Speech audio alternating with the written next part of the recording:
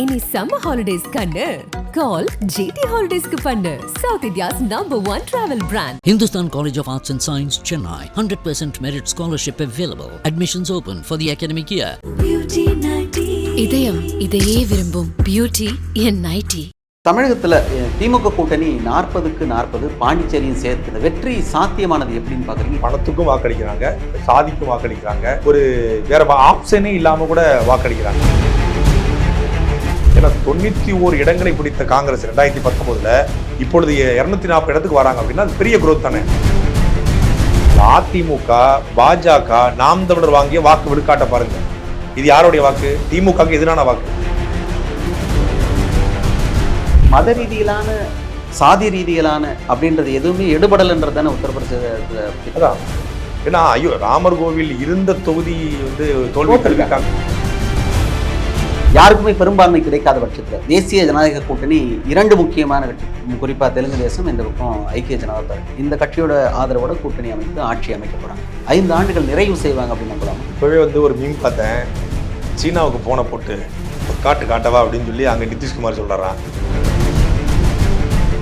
சமாதானத்துக்காக ஒரு தூது விடுறாரு ஓ பன்னீர்செல்வம், அறிக்கையும் வெளியிடுறாரு. ஆனால் அதுக்கு எதிர்வினை ஆற்றும்படியா முன்னாள் அமைச்சர் KP முனுசாமி எம்ஜிஆருடைய பாட்டை பாடி நீங்க கூட்டணி கூப்பிடுற தகுதி உங்களுக்கு இல்லை அப்படின்னு சொல்லியிருக்காரு. 45-50 ஆண்டு காலமாக நம்முடைய அரசியல் நீர்த்து போயிடக்கூடாது, மொத்தமாக காலியேறக்கூடாது அப்படிங்கிற பயம் அவருக்கு இருக்கிறது. அதே போல தான் டிடிவி தினகருக்கு இருக்கு, சசிகலாவும் இருக்கு. இவங்கெல்லாம் கூடி பேசியிருந்தாங்கன்னா உண்மையிலேயே தென் மாவட்டத்தில் பாரதிய ஜனதா கட்சி பல இடங்கள்ல லட்சங்கள்ல வாக்கு வாங்கினதுக்கு காரணம் இந்த 3 பேர் தான். பாராளுமன்றத்தை பொறுத்தவரை மோடியா ராகுல் காந்தியா அப்படிங்கிற ஒரு ராகுல் காந்தி அறிவிக்கல, அன்அபிஷியலா ராகுல் காந்தி அப்படிங்கிற ஒரு போர் இருக்கு. அதற்கு யார் அப்படின்னு முடிவு பண்றான். அப்ப அதுல தமிழ்நாட்டில இருந்து என் குரல் ஒலிக்கணும், எங்களுடைய குரல் சார்பாக பிரதிநிதி போகணும் அப்படின்னு மக்கள் நினைக்கிறதுனால தான் திமுகவுக்கு இவ்வளவு பெரிய வெற்றி ஒழிய திமுகவுக்கு சாதனைக்கு கிடைச்ச வெற்றி நம்ம நினைச்சோம்னா திமுக இதை விட மோசமா செய்வாங்க. 40 சிங்கங்கள்ன்றாங்க, 40 சிங்கங்களும் பார்லமெண்ட்ல போய் என்ன சாப்பிடுறதுன்னு எது போட்டுருந்தாங்க, நல்லா பர்கர் சாப்பிட்டுருக்கீங்களா? மோடியோட போக்குல வித்தியாசம் இருக்கும், நிச்சயமா இருக்கும். நேத்தே தொங்கிருச்சு இந்த தலை.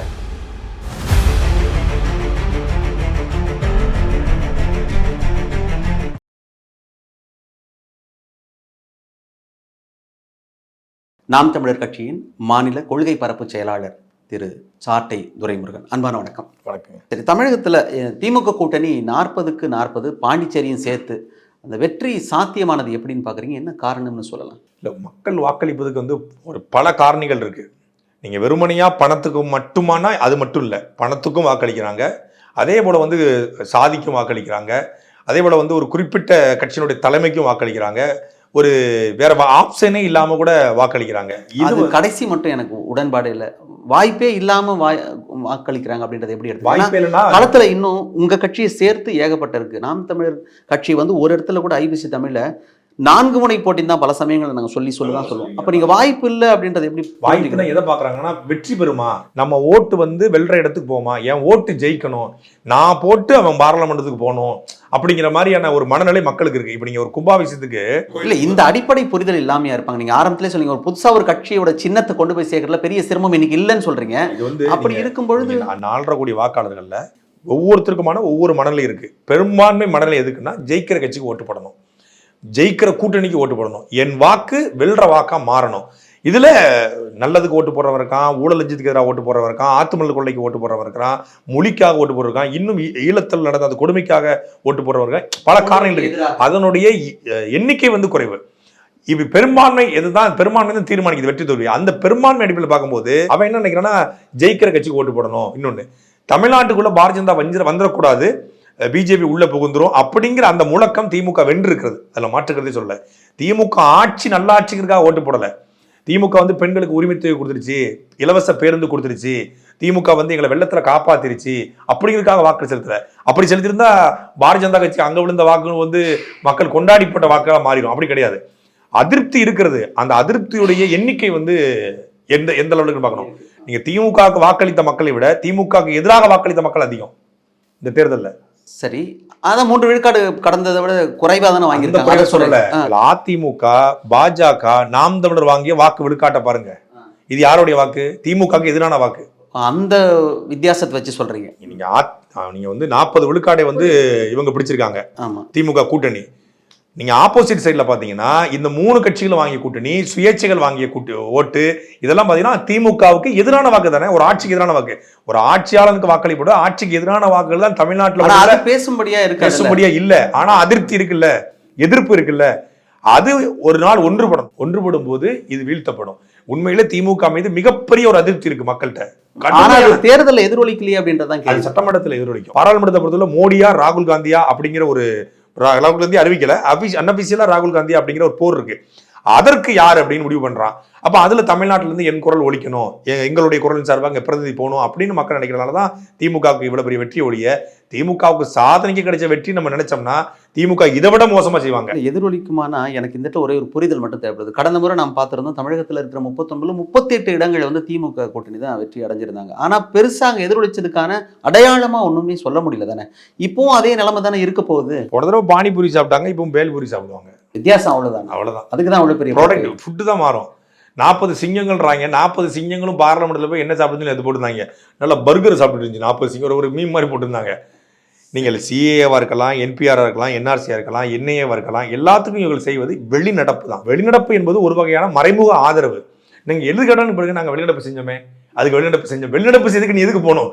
நீ போறது சண்டை போட போகணும், ஃபைட் பண்ணணும். மகுவா மைத்ரா இருக்காங்க, உண்மையிலே one of the best parliamentarian. எனக்கு பிடிச்ச ஒரு எம்பி அவங்க, மகுவா மைத்ரா. ஆனா அவங்க மீது விமர்சனங்கள் உண்டு, அவங்க மீது விமர்சனம் உண்டு. அது ஓகே, விமர்சனம் இல்லாத ஆள் கிடையாது. ஆனா குறைந்தபட்சம் அப்படி சண்டை போடுறாங்க. அப்படி ஒரு பார்லிமெண்ட் உறுப்பினரை காட்டுங்க. திருமாவளவனை தவிர்த்து விட்டு, திருமாவளவன் பேசுவார், அவருடைய மீது அரசியல் நமக்கு கூட்டணியில விமர்சனம் உண்டு. ஆனா அவர் தனிப்பட்ட முறையில பார்லிமெண்ட்ல பேசக்கூடியவர். அண்ணன் ஆ ராசா, இங்க திமுகவில் அண்ணன் ஆ ராசா பேசுவார். சரி, அதிமுக கதைக்கு வருவோம். அதிமுக பெரிய அளவுக்கு பின்னடைவை சந்திச்சிருக்கு இந்த தேர்தல் அப்படின்னு தான் பார்க்கணும். சமாதானத்துக்காக ஒரு தூது விடுறாரு ஓ பன்னீர்செல்வம், அறிக்கையும் வெளியிடுறாரு. ஆனா அதுக்கு வந்து எதிர்வினை ஆற்றும்படியா முன்னாள் அமைச்சர் KP முனுசாமி எம்ஜிஆருடைய பாட்டை பாடி நீங்க கூட்டணி கூப்பிடுற தகுதி உங்களுக்கு இல்லை அப்படின்னு சொல்லியிருக்காரு. எப்படி பார்க்கலாம்? அதிமுகவை பொறுத்தவரையில் உண்மையிலே ஒரு பெரிய வாய்ப்பு அவங்களுக்கு வழங்கப்பட்டது. திமுகவுடைய மோசமான ஆட்சி அதிமுகவுடைய வளர்ச்சியாக இருந்திருக்கணும். அந்த எதிர்ப்பலை வாக்குகளை இவங்க அறுவடை செஞ்சிருக்கணும்னு சொல்ல வரீங்க. அதை அறுவடை செய்யற இடத்துல இருந்த அதிமுக தங்கள் கட்சிக்குள் இருக்கக்கூடிய பிரச்சனையை சரி செய்வதற்கே அவங்களுக்கு நேரம் சரியா இருந்தது. ஓ பன்னீர்செல்வத்துக்கு அறிக்கை விடுவது, அந்த பக்கம் வந்து சசிகலாவுக்கு அறிக்கை விடுவது, இந்த பக்கம் டிடிவி தினகரனுக்கு அறிக்கை விடுவது, அந்த 3 பேர் சேர்ந்து இவர்களுக்கு எதிராக அறிக்கை விடுவது. இந்த கூட்டணி குழப்பத்திலேயே அவங்களுக்கு உள்கட்சி குடும்ப முரண் இருக்கு இல்லையா, அந்த குடும்ப முரணுக்குள்ளேயே அவங்க வந்து தமிழ்நாட்டை காப்பாற்றுவதையும் அவங்க கட்சியை வளர்ப்பதையும் திமுக என்கிற ஒரு நாசகார சக்தியை வந்து வீழ்த்துவதிலையும் கோட்டை விட்டுட்டாங்க, இறந்துட்டாங்க. உண்மையிலே கூடி பேசுனா ஒரு சின்ன ஈகோ சண்டை, உண்மையிலே பெரிய அவங்களுக்குலாம் பெரிய முரணே கிடையாது. தனிப்பட்ட முறையில் உட்கார்ந்து பேசுனீங்கன்னா ஓபிஎஸ் அவர்களிடத்திலோ இல்லை நான் நீங்க பேசுனீங்கன்னு கேட்டாதீங்க, பேசினவங்க கிட்ட நான் பேசினேன், கூடி பேசுனீங்கன்னா பெரிய முரணெல்லாம் கிடையாது. இல்லை, இந்த அறிக்கை மூலமே புரிஞ்சுக்கலாமா? இன்னமும் அவர் வந்து விருப்பத்தோட தான் இருக்கிறார் ஓபிஎஸ் அப்படின்றத புரிஞ்சுக்க முடியுது. ஏன் விருப்பத்தோடனா அவருக்கு தெரியுது இப்படி இப்போ நீங்க வந்து தன்னுடைய செல்வாக்கை நிரூபிக்க முடியல, முடிஞ்ச அளவுக்கு அவரும் போராடி எல்லாம் பண்ணி பார்த்தாரு, வாக்குகள் நிறைய வாங்கியிருக்காங்க. இது பெரிய லெவலில் எடுபடல. அது வந்து அப்ப இனி அரசியல் எதிர்காலம் வந்து அவர் கேள்விக்குறியாவது 70+ 70+. அப்போ நம்முடைய இவ்வளவு காலம் 45-50 ஆண்டு காலமா நம்முடைய அரசியல் வந்து நீர்த்து போயிடக்கூடாது, மொத்தமாக காலியாயிடக்கூடாது அப்படிங்கிற பயம் அவருக்கு இருக்கிறது. அதே போல தான் வந்து டிடிவி தினகரனுக்கு இருக்கு, சசிகலாவும் இருக்கு. இவங்கெல்லாம் கூடி பேசியிருந்தாங்கன்னா உண்மையிலேயே தென் மாவட்டத்தில் பாரதிய ஜனதா கட்சி பல இடங்கள்ல லட்சங்கள்ல வாக்கு வாங்கினதுக்கு காரணம் இந்த 3 பேர் தான். ஒரு எடுத்துக்காட்டுக்கு தென்காசி பாராளுமன்ற தொகுதி, தென்காசி பாராளுமன்ற தொகுதியில கிட்டத்தட்ட சவால் நிறைந்த தொகுதியா இருந்ததுல தென்காசி கள்ளக்குறிச்சிக்கு அப்புறம் தென்காசியில தேவர் சமூகத்துடைய வாக்கு 19 விழுக்காடு, முக்களத்தோர். அப்படியே மொத்தமாக பாரதிய ஜனதா கட்சியுடைய கூட்டணிக்கு போயிருக்கு. ஓபிஎஸ் டிடிவி இந்த கூட்டணிக்கு பெரும்பான்மையான வாக்குகள் போயிருக்கிறது. ஏன்னா அவங்க வந்து ஜான் பாண்டியன் வந்து ஒரு சமூக தலைவராக இருந்தாலும் கூட தேவர் சமூகம் ஜான் பாண்டியனுக்கு வாக்களிச்சிருக்காங்க இந்த இடத்துல. இப்படி அங்கே கம்யூனிட்டியே பிரச்சனை கிடையாது, எனக்கு எங்க ஆள் உள்ள இருக்காண்டா ஓட்டு போடணும்டான்னு சொல்லி பெரும்பான்மையாக ஓட்டு போட்டிருக்காங்க. அப்போ இவங்களுக்குன்னு ஒரு மதிப்பு இருக்கு அந்த முக்குளத்தூர் சமூகத்திட்ட. அந்த வாக்கை இவங்க அறுவடை செய்து அதை நல்ல விதமாக கொண்டு போக முயற்சி எடுத்திருந்தாங்கன்னா அது ஒரு பெரிய மாற்றத்தை உருவாகி இருக்கும், சாத்தியப்பட்டிருக்கும். இப்போ பல புள்ளிகள் ஒன்று சேராம அதிமுக எதிர்காலம் அப்படின்றது இருண்டதா தான் இருக்க போகுதா? நிச்சயமா இருண்டதா தான் இருக்கும். ஏன்னா அவங்களுக்குள்ள ஒரு ஈகோ முரண் இருக்கு இல்லையா, அந்த ஈகோ வந்து ரொம்ப எல்லாற்றை விட ஆபத்தானது.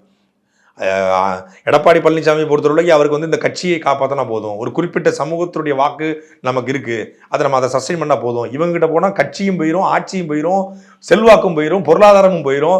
4000 கோடிக்கு மேலன்னு சொல்றாங்க.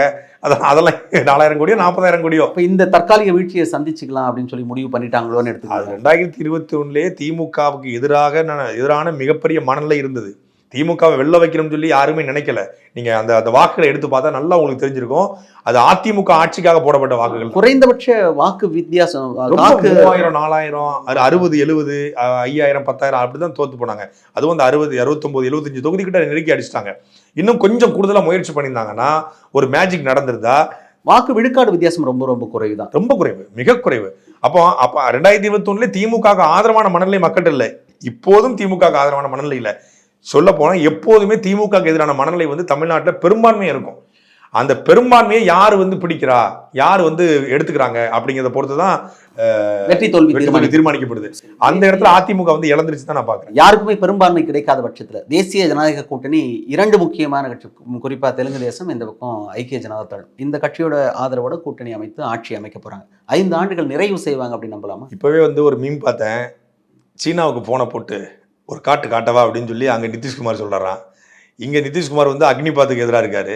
இவர் வந்து ரயில்வே ஒரு 4 மினிஸ்ட்ரி வந்து மரியாதைக்குரிய ஐயா சந்திரபாபு நாயுடு நிபந்தனை வச்சிருக்காங்க. சபாநாயகர் கேட்குறாங்க, எப்போது வேணாலும் எந்த திட்டத்தையும் நிறைவேற்றலாம், நம்மளை யார் கேட்க போறா அப்படின்னு இருந்த அந்த தாந்தோன்றித்தனம் இனி இருக்காதுன்னு பார்க்குறேன். மோடியோட போக்குல வித்தியாசம் இருக்கும், நிச்சயமா இருக்கும். நேத்தே வந்து தொங்கிருச்சுல தலை, இப்படித்தானே உட்காந்துருக்காரு ஐயா. இது வரைக்கும் அப்படி 54 இன்ச்சை வச்சுக்கிட்டு எங்கே வேணாலும் போய் தியானம் பண்ணவர், எல்லாம் பண்ணவர். இப்போ சந்திரபாபு நாயுடு பக்கத்தில் உட்காந்துருக்காரு, இந்த பக்கம் நிதிஷ்குமார் உட்காந்துருக்காரு. அவர் சைலண்ட் மோடுக்கு போய் கையை கட்டிட்டாரு. நேற்று யாரும் மூஞ்சிலுமே ஆடலையே. அமித்ஷா முகத்திலேயோ இவங்க ஒரு சின்ன மகிழ்ச்சி கூட இல்லை காட்டுறாங்க, விக்டரிய சிம்பிளை காட்டுறாங்களே ஒழிய பெரிய மகிழ்ச்சி இல்லை. அப்போ ஒரு கடிவாளம் போடப்பட்டிருக்கிறது. ஒரு குதிரை தட்டுக்கட்டு தரிகட்டு திரிந்த ஒரு குதிரைக்கு கடிவாளம் போடப்பட்டிருக்கிறது. போட்டது யாருன்னு கேட்டீங்கன்னா இந்தியாவுடைய மக்கள். உண்மையிலே ஒரு ராயல் சல்யூட் போடணும் வட இந்திய மக்களுக்கு, உத்தரப்பிரதேசத்துடைய மக்களுக்கு. மணிப்பூர் கலவரம் இந்த எதுவுமே செய்யலையே, எல்லாமே நீர்த்து போயிரும். மணிப்பூர்ல 2 இடங்கள் தான், 2மே காங்கிரஸ் தான் வந்திருக்கு. இவங்க போகலன்றது மிகப்பெரிய அளவுக்கு தாக்கத்தை ஏற்படுத்திருக்காது. அது வந்து வட இந்தியா முழுக்க ஏற்படுத்தி, வட இந்தியா முழுக்க இஸ்லாமிய மக்கள் மீது உத்தரப்பிரதேசல 5000 அன்அபிஷியல் என்கவுண்டர் நிகழ்த்தப்பட்டதாக ஒரு செய்தி படித்தேன். ஜேசிபி வைத்து பல இஸ்லாமியருடைய வீடுகள் ஆக்கிரமிப்பு என்ற பெயர்ல இடிக்கப்பட்டதாக ஒரு செய்தி. வட இந்தியா முழுக்க இந்த கொரோனா ஊரடங்கு காலகட்டத்தில் புலம்பெயர் தொழிலாளர்களை நடக்க விட்டது பெரிய வேதனையும் வலியும் அந்த மக்களுக்கு ஏற்படுத்தியிருக்கிறது. தொழில் முழுமையாக முடிந்திருக்கிறது. 100 பெரும் முதலாளிகள்கிட்ட நாடு மாட்டிச்சு அப்படிங்கிறது இந்த துருவ் ரத்தீவ் போன்ற யூடியூபர்ஸ் வந்து மிகப்பெரிய இந்த ரோல் பிளே பண்ணியிருக்காங்க, பெரிய தாக்கத்தை ஏற்படுத்தியிருக்காங்க. என்னென்ன சவால்களை எல்லாம் சந்திப்பாங்க தேசிய ஜனநாயக கூட்டணி ஆட்சி அமைத்த பிறகும் கூட? நிச்சயமா வந்து அவங்க இந்த பொது சிவில் சட்டத்தை வந்து நிறைவேற்றும் அப்படிங்கிறது அவங்களுடைய கோட்பாடாக இருக்குது. அதற்கு இவர்கள் வந்து நிச்சயமா தடையா இருப்பாங்கன்னு பார்க்குறேன். அது தடையா இருப்பாங்க, நிறைவேற்ற விட மாட்டாங்க. இன்னொன்று, பாரதிய ஜனதா கட்சியுடைய இந்த இந்துத்துவ கோட்பாட்டை முழுமையாக நிறுவுவதற்கு முயற்சி பண்ணாங்க இல்லையா அந்த 10 ஆண்டுகளமாக. இனி அதுக்கான வாய்ப்பு வந்து குறைவா இருக்கும். மத ரீதியிலான, சாதி ரீதியிலான அப்படின்றது எதுவுமே எடுபடலன்றது தானே உத்தரப்பிரதேசத்துல.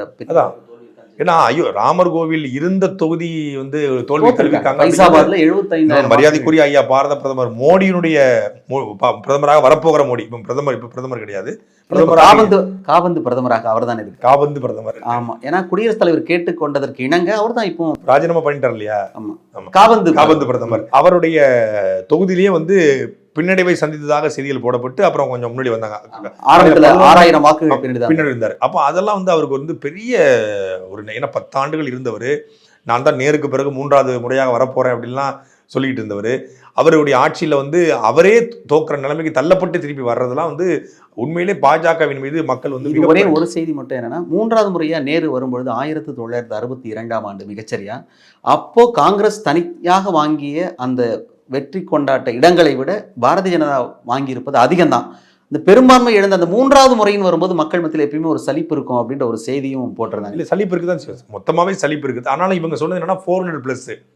ஆமா, அது 400 வந்து இலக்கா வச்சாங்க. 400க்கு நீங்க ஒரு 350 டிராப் ஆகுது, 320 டிராப் ஆகுதுன்னா கூட ஓகே. 240 டிராப் ஆகுது அப்படிங்கிறது வந்து ரொம்ப குறைவு. கூட்டணியாகவும் இவங்க 292 தானே, ஒரு கிட்டத்தட்ட பார்டர் தான். இது ஒரு கடிவாளம் கொடுக்கப்பட்டிருக்கிறது நிதிஷ்குமாருடைய. அந்த கடிவாளம் அந்த வந்து நிதிஷ்குமார்ட்ட இருக்கு, பவன் கல்யாண்ட்ட இருக்கு, சந்திரபாபு நாயுடு கல்யாண் 2 இருக்கு. அது மாதிரி எல்லாரும் சேர்ந்தானே 2 புடிங்கிட்டு போனாலும் சரி, அப்ப அவங்க இந்தியா கூட்டணி எந்த இடத்துல கிட்டத்துல வந்து தவற விட்டாங்கன்னு நினைக்கிறீங்க? மேற்கு வங்காளம், கேரளா, பஞ்சாப் இந்த 3லையுமே வந்து அந்த கூட்டணி அந்த மாநிலத்துக்குள்ள கூட்டணி கிடையாது. இல்ல, கேரளாவில் அவங்க மட்டுமே 17 இடங்கள் வந்திருக்காங்க. அதை நீங்க சேர்க்கவே முடியாது. இது போல கேரளாவில் காங்கிரஸ் 17 இடங்களை வச்சு அடைஞ்சிருக்காங்க. கம்யூனிஸ்டும் காங்கிரஸும் கேரளாக்குள்ள வந்து தனியா தானே போட்டிட்டாங்க. தனியா தான் அங்க கூட்டணி இல்லைன்ற கூட்டணியா போட்டி போட்டிருந்தா இன்னும் கூடுதலாக வந்து மொத்தம் அடிச்சிருப்பாங்க. அங்க ஒரு பிஜேபிக்கு ஒரு சீட்டு போயிருக்குல்ல, அதுவும் கூட போயிருக்காது. அதே போல இங்க பாத்தீங்கன்னா வெஸ்ட் பெங்காலுக்குள்ள அவங்க கூட்டணி கிடையாது. கிடையாது தான்.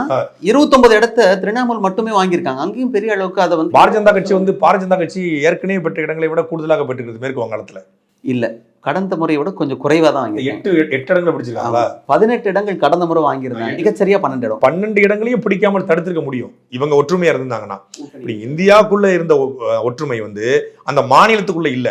இன்னும் பாரதிய ஜனதா கட்சிக்கு எதிரான ஸ்ட்ராட்டஜி எடுத்து வச்சிருக்கணும். இப்போ நீங்கள் வந்து ராகுல் காந்தி அவர்கள் பேசுனாங்க, சோனியா பிரியங்கா காந்தி பேசுனாங்க, காங்கிரஸ் பேச்சாளர்கள் பேசுனாங்க. அதை எல்லாவற்றையும் தாண்டி நீங்கள் மணிப்பூர் கலவரத்தை மிகப்பெரிய ஒரு இனப்படுகொலையாக நீங்கள் இந்தியா முழுக்க எடுத்துட்டு போயிருக்கலாம்.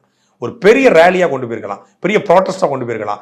இந்த பாஜகவுடைய 10 ஆண்டுகள ஆட்சியில் நடந்த அநீதிகளை மக்கள்கிட்ட முழுமையா சொல்லியிருக்கலாம். நீங்க கர்நாடகாவில் பாஜக வந்து பெரிய குரோத், பாரதிய ஜனதா கட்சி வந்து ஆந்திர பிரதேசல வந்து 3 இடம் அதை கூட அங்க தடுக்க முடியும், தடுக்கிறதுக்கான வாய்ப்புகள் இருந்துச்சு. ஆனா அதை வந்து இவங்க கோட்டை விட்டாங்கன்னு தான் நான் பாக்குறேன். ஏன்னா அந்த கூட்டணியை ஃபார்ம் பண்றதுல, கூட்டணியுடைய எண்ணிக்கையை அதிகரிப்பதில் இருந்த அந்த முயற்சி கோட்பாட்டோட மக்கள்கிட்ட கொண்டு போய் சேர்க்கணும் அப்படிங்கிறதுல கொஞ்சம் அவங்க பின்னிக்கிட்டாங்க. இல்லைன்னா இந்த ஆட்சி வந்திருக்காது.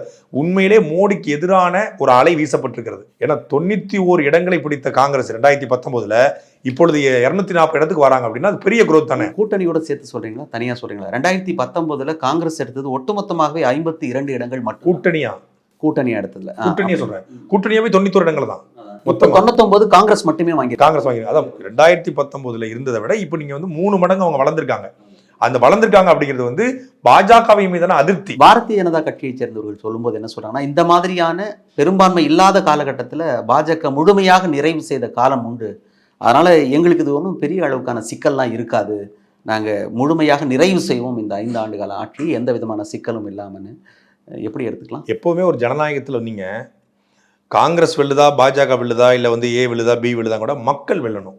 வாக்களித்த மக்கள் அவங்களுக்கு சரியான திட்டங்கள் போய் மக்களுக்கு சரியாக போய் சேரணும். ஆனால் இந்த முறை அது சேருவதற்கான வாய்ப்பு இருப்பதாக நம்புகிறேன். ஏன்னா பெரும்பான்மை பெறும்போது அவங்க என்ன திட்டத்தை போட்டாலும் கீழே இருக்கவங்க வந்து நம்ம ஆட்சி தானே அப்படிங்கிற அந்த அஜாக்கிரதையில் கொண்டு போய் சேர்க்க மாட்டாங்க. ஆனால் இப்போ ஆட்சி எப்போ வேணாலும் டிஸ்டர்ப் ஆகலாம், எப்போ வேணாலும் காங்கிரஸுக்கு தாவலாம். ஏன்னா இவங்களும் பெரிய கோட்பாடோட சந்திரபாபு நாயுடும் பிஜேபி கோட்பாட்டு ஒரே கோட்பாடு கிடையாது.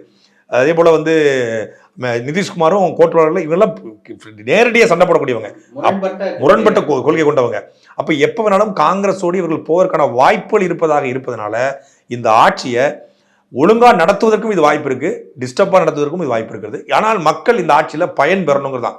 நம்ம வந்து குறை சொல்வதை தாண்டி, விமர்சிப்பதை தாண்டி இந்த ஆட்சியாவது நல்ல ஆட்சியை அமையணும். 10 ஆண்டுகளை தான் நீங்கள் வந்து 10 ஆண்டுகள் ஒரு கோல்டன் 10 இயர்ஸ். இந்திய ஒட்டுமொத்தமான உலகம் முழுக்க விஞ்ஞானம் வந்து வளர்ந்த காலகட்டம். நீங்க நிலாவின் தென்துருவத்தில் போயிட்டு ராக்கெட் இறக்க, நீங்க போர்வெல் குளிக்கிற விழுந்த குழந்தையை கண்டுபிடிக்கிற எந்திரமும் கண்டுபிடிங்க. மனித மலத்தை மனிதனே அள்ளுகிற முறையை ஒட்டுமொத்தமான இந்தியா முழுமைக்கும் இல்லாமல் ஆக்குங்கள். இனி ஒரு பேரிடர் வந்தால் முன்கூட்டியே தற்காத்துக் கொள்வதற்கான எல்லா உபகரணங்களையும் நீங்கள் வைத்துக் கொள்ளுங்கள் அப்படிங்கிறதான் என்னுடைய கோரிக்கையா இருக்கிறது. 10 ஆண்டு காலம் நீங்கள் சொன்ன மாதிரி சுதந்திரமான ஆட்சி அப்படிங்கிறத தாண்டி ஒரு பிடிக்குள் இருக்கின்ற ஆட்சி எப்படி இருக்க போகிறது, அது மக்களுக்கு எந்த அளவுக்கு நன்மை பயக்க போகிறது அப்படின்றத நன்மை பயக்கணும் பார்க்க போகிறோம். நேரம் ஒதுக்கி எங்களுக்காக பல்வேறு தகவல்களை பகிர்ந்து கொண்டமைக்கு மிக்க நன்றி. மீண்டும் ஒரு நிகழ்ச்சியில் சந்திக்கலாம் நேர்களே. வணக்கம். இனி சம்மர் ஹாலிடேஸ் கண்ணு கால் ஜிடி ஹாலிடேஸ்க்கு பண்ணு. South India's #1 travel brand. Hindustan College of Arts and Science, Chennai. 100% merit scholarship available. Admissions open for the academic year. இதயம் இதையே விரும்பும் பியூட்டி என் நைட்டி.